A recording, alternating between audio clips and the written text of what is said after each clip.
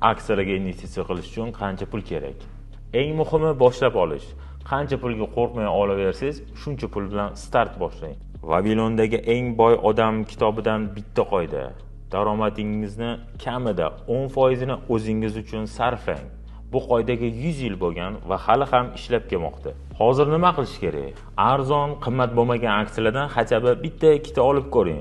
Ozgina komissiya to'laysiz, lekin qo'rquvlaringiz ketadi. Bitta tablitsa oching va o'zingizga hisoblab ko'ring. Har oy 500 ming so'mdan yig'ib borsam, bu pul 5-10 yilda qanchaga aylanadi? Oylikdan 10% ajratishni boshlang va 1 yilda bu qo'shimcha daromad bo'ladi. Yangi boshlayotganlar nimadan boshlash kerak? Arzon aksiyalardan boshlang. Qimmat aksiyalarga kirib ketmang. Narxi arzon, biznesni tushunarli kompaniyalarga kirib borsangiz, sekin-sekin tajribangiz oshib boradi. Kichik summa bilan ham katta dars olishingiz mumkin. 10 ta, 20 ta aksiya olishingiz shart emas. Bitta, ikkita aksiya olsangiz, sekin-sekin tajribangiz oshib boradi. Tushunarli biznesni tanlang.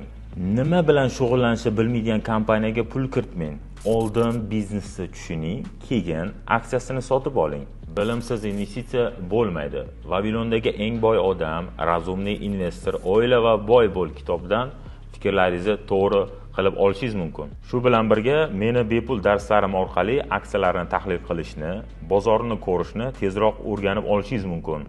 Oddiy savol: siz birinchi qadamingizni qo'ydingizmi?